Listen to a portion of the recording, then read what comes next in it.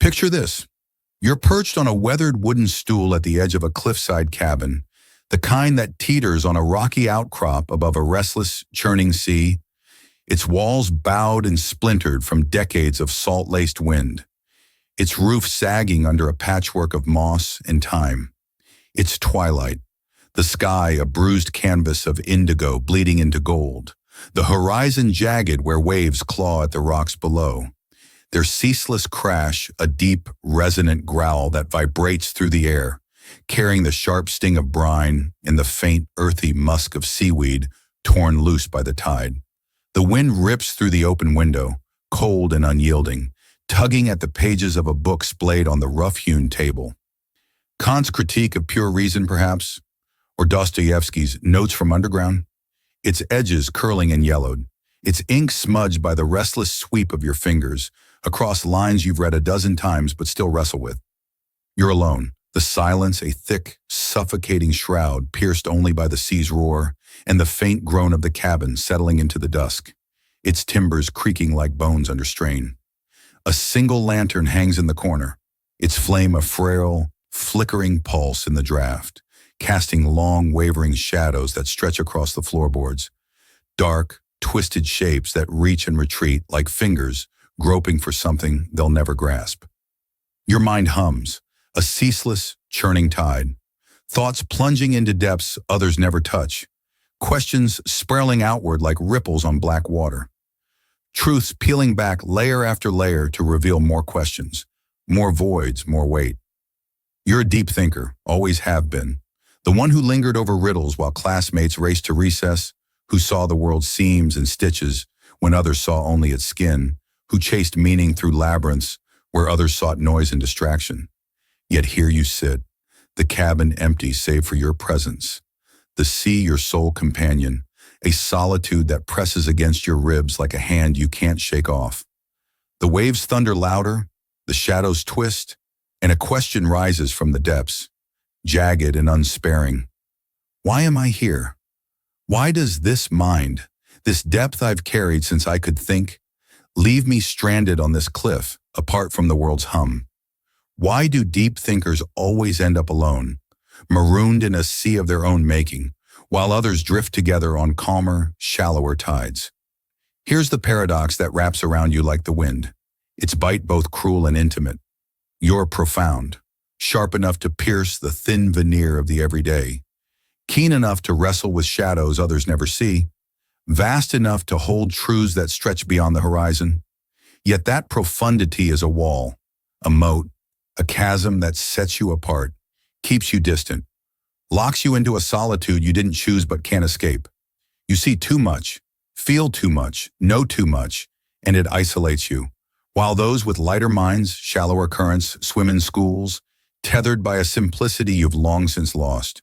How can depth, the trait that lifts you into realms others never dream of, also be the weight that anchors you alone, a gift that builds a tower no one dares to climb? How can a mind so rich with insight, so alive with the pulse of wonder, fail to forge a bridge to others, leaving you to wander its vast halls with no echo but your own? And here's the deeper wound, the one that throbs in the stillness. What if this aloneness isn't a mistake, but a fate?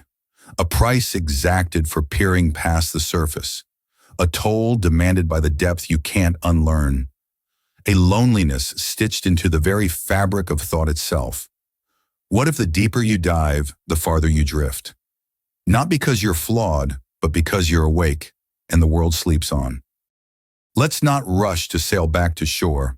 Let's linger here, teetering on this cliff. Let the waves batter the rocks. Let the isolation sink into our bones like the damp chill seeping through the cabin's cracks. Picture your day, any day, the kind that dawns with a stillness you've grown to expect, a solitude that's become as familiar as your own shadow. You wake, the cabin cloaked in a gray pre-dawn haze, the clock ticking a faint 5:17 a.m., its hands a rhythm you've memorized but never truly joined. Each tick a quiet drumbeat against the silence. You rise, the floorboards groaning under the weight of bare feet, and shuffle to the hearth, stoking the embers of last night's fire with a poker that clatters against the grate. The crackle of logs, a fleeting warmth against the cold that seeps through the walls and settles in your joints. Coffee brews on a rusted stove, the pot hissing and spitting as it heats, its steam curling upward to fog the single window, blurring the sea into a smear of gray and white. You sit with a notebook, its pages blank, its spine creased, intending to capture the thoughts that swirl like the waves below, to pin them down, to make them solid. But the pen hovers above the paper, trembling slightly. Your mind dives instead. Why this cabin? Why this quiet? Why this me? And the page fills with questions rather than answers. Too distant, too strange, too lost in the depths to speak. You step outside, the cliff's edge sharp and unforgiving under your boots, the wind whipping your hair as you watch the gulls wheel overhead, their cries a shrill, alien tongue you can't decipher, their freedom a taunt you can't touch. Work calls, a remote task emailed from a city you've left behind, a call you take with the receiver pressed cold against your ear. And you excel, your voice steady, your ideas piercing and deep, but the line cuts, the screen blanks, and the silence floods back. Heavier now, thicker, a weight that pins you to this stool. Lunch is bread torn by hand, a hunk of cheese sliced with a knife dulled by use, eaten standing at the window while your eyes trace the endless roll of the waves and your thoughts trace something else. A memory of a friend's laugh you didn't echo, a gathering you slipped away from early, a connection you let fray and sink beneath the tide. The day rolls forward, books pulled from sagging shelves and poured over, with a hunger that never sates, notes scrawled in margins with a pencil worn to a nub, a walk along the shore where the sand clings wet and cold to your soles. But each step echoes alone, a solitary rhythm underscored by a persistent hum. Why this distance? Why this drift? How often do you reach out, a letter started, a call dialed, only to pull back, the words drying up, the line going dead? How many days have you spent plumbing the depths of your mind, chasing the threads of meaning, only to find the surface empty, the world receding farther with every dive?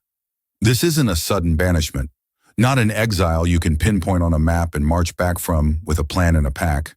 It's slower, more insidious, a tide that pulls you out inch by inch, a quiet that grows like moss over stone, a solitude you don't seek but can't outrun.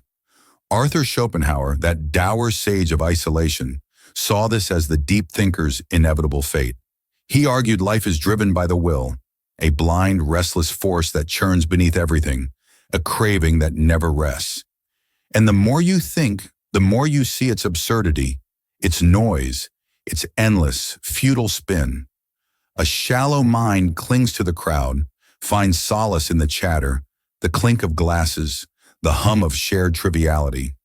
A deep one recoils, sees the masks they wear, the hollows beneath their words, the chaos they ignore, and turns away. Not out of disdain, but out of necessity, a need for space to breathe, to think, to be. Solitude isn't just your refuge, it's your ransom, a price you pay for peering past the veil of the everyday, a toll exacted by the self-awareness that lets you see the world's gears, but strands you outside its motion. You grasp the machinery of existence, the lies that prop it up, the illusions that grease its wheels, the drift that carries it along. But that grasp sets you apart, turns company into clamor, conversation into strain, connection into a thread too thin to hold. Schopenhauer would say your aloneness isn't a failing. It's the shadow cast by depth, a clarity that demands a silence no crowd can offer, a solitude that's less a choice than a consequence of waking up while others sleep. But this isn't just Schopenhauer's mournful tune.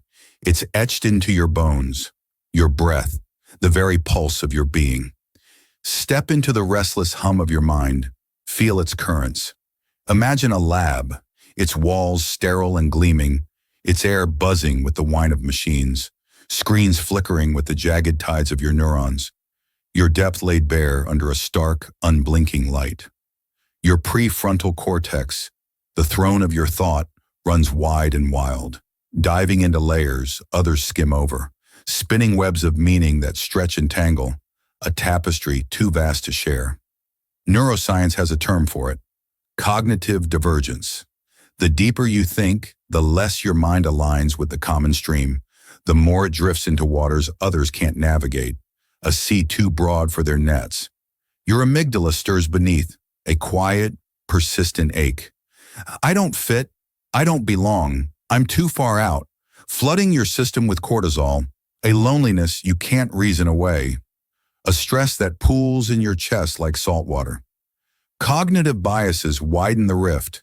The curse of knowledge turns small talk into a chore, a script you can't follow.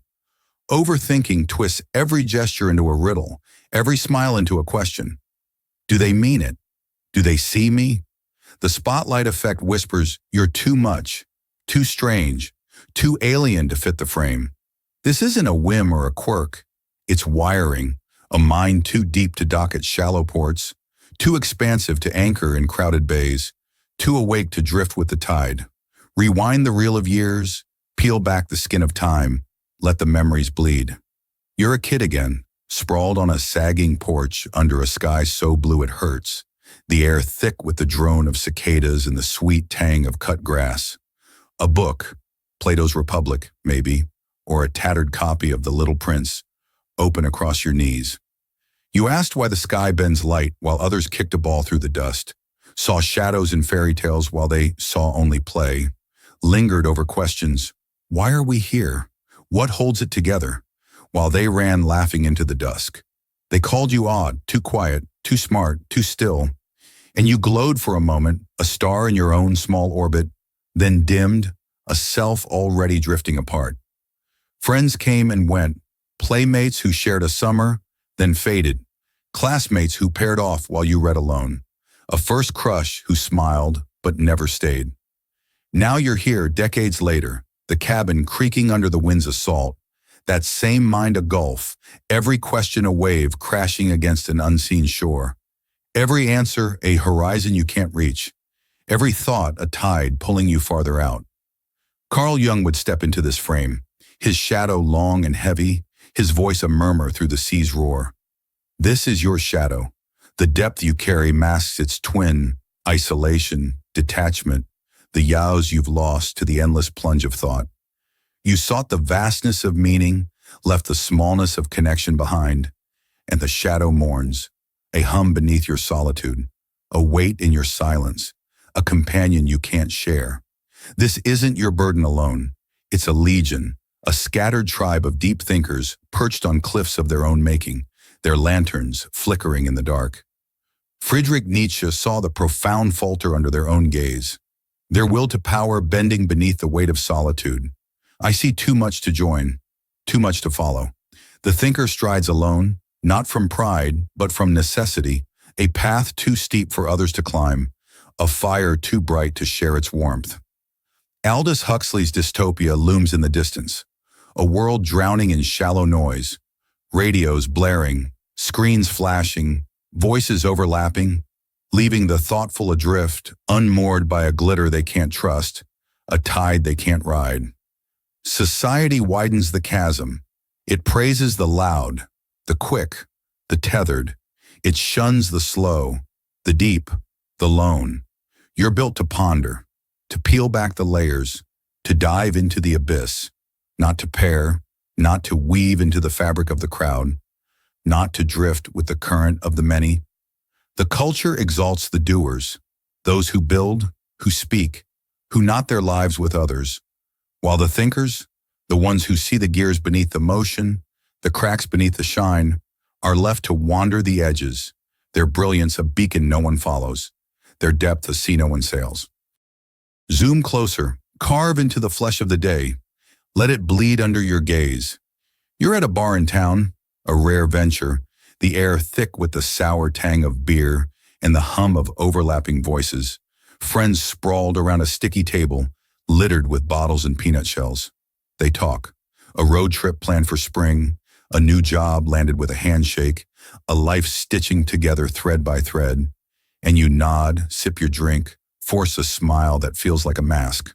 But your mind turns inward, away. Why not me? Why so far? What's this gap I can't cross? You toss in a quip, sharp, clever.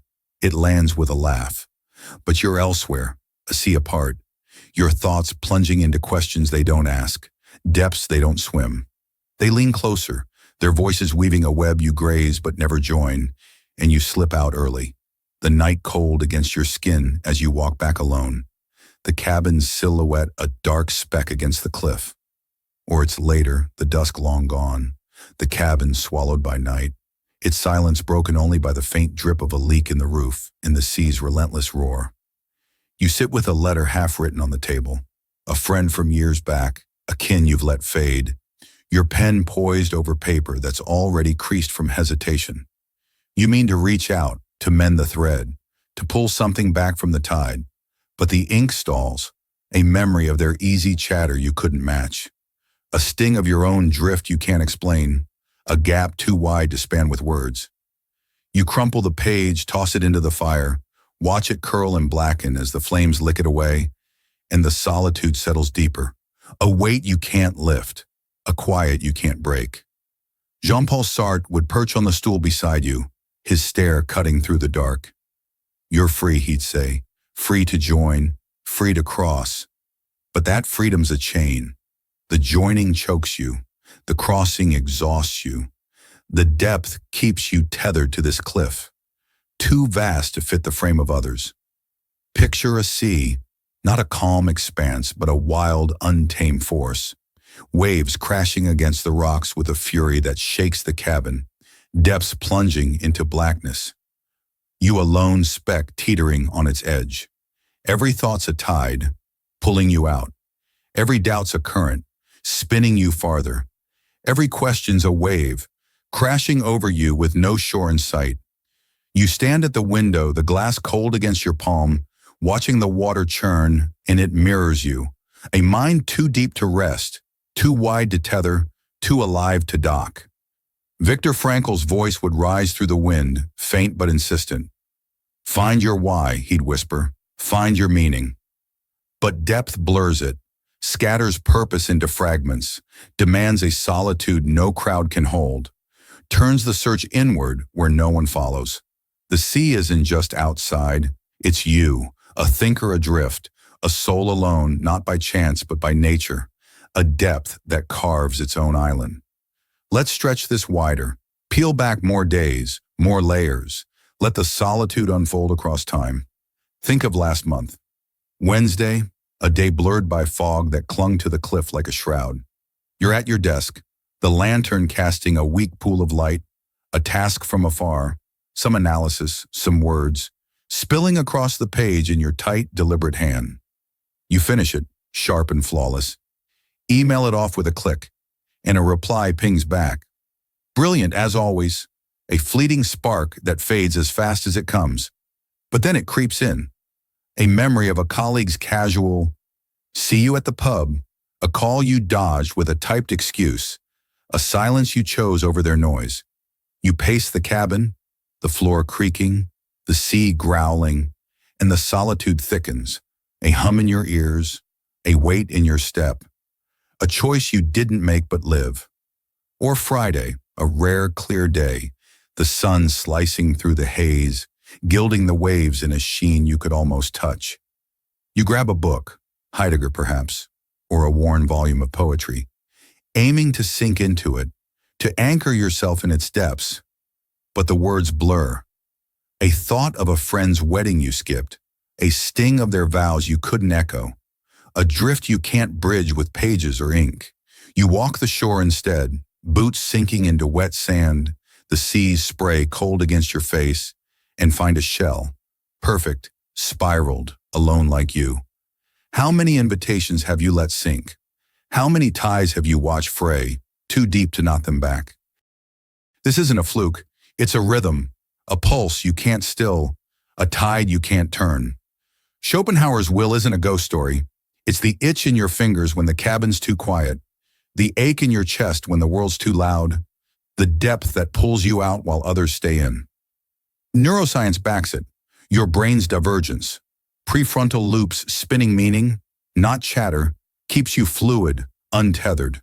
Your stress, cortisol spiking at every misfit, keeps you apart, not among. Jung's shadow isn't a fable. It's the drift in your gaze, the silence in your laugh. The yous lost to the plunge of thought, mourned in every empty chair. Society stokes the fire. The ads, join us, belong, mock your depth. The tales, heroes unite, not wander, shun your path. The norms, talk, don't think, push you out. Nietzsche's power bends. You could lead, but the crowd blinds. Huxley's world deafens. Noise drowns depth, leaves you stranded. Let's dig deeper into the meat of it, the days that pile this weight. Monday, you're at a market in town, a rare trip, the air thick with fish and salt, voices haggling over nets and crates. A vendor nods, chats, offers a fish you buy, but your mind's elsewhere. A thought of their ease, a sting of your distance, a depth unshared. You walk back, the catch heavy in your bag, the cabin heavier still. Tuesday, the sea calm for once, a mirror under the moon. You sit with a letter to a sister, pen scratching. How are you? But it stalls. A memory of her crowd, her life, a gap you can't write across. The page burns in the fire. The solitude burns deeper. Sartre's freedom is a lash. You could reach, could weave, but the weaving chokes. The depth holds you here, alone. Picture the sea again, wilder now, a beast of foam and fury. Its waves a roar that shakes the cliff. Its depths a black you can't plumb. It's not a view, it's you. Every thought a tide, every doubt a storm, every dive a drift pulling you out, out, out. Frankel's why is a whisper. Depth sees it, but demands more. A solitude no shore can break. A thinker no crowd can hold. Make it urgent, visceral, now. Right now the cabin trembles. Your pulse hammers. The sea thunders. The lantern gutters. Schopenhauer shrugs. It's your price, your depth's toll. Jung pleads, face the shadow, bridge it. Nietzsche roars, embrace it, stand tall. Science begs, see it, neurons shift, you can. Sartre cuts, choose it or drift on. Huxley warns, it's there beneath the noise. Frankel urges, find it, hold it, live. The waves crash, the cliff looms. Why alone? The wind screams, the sea calls. Will you dive, rise, weave, or fade in the deep, lost to its pull? The fight's there, in the solitude, where you begin or end.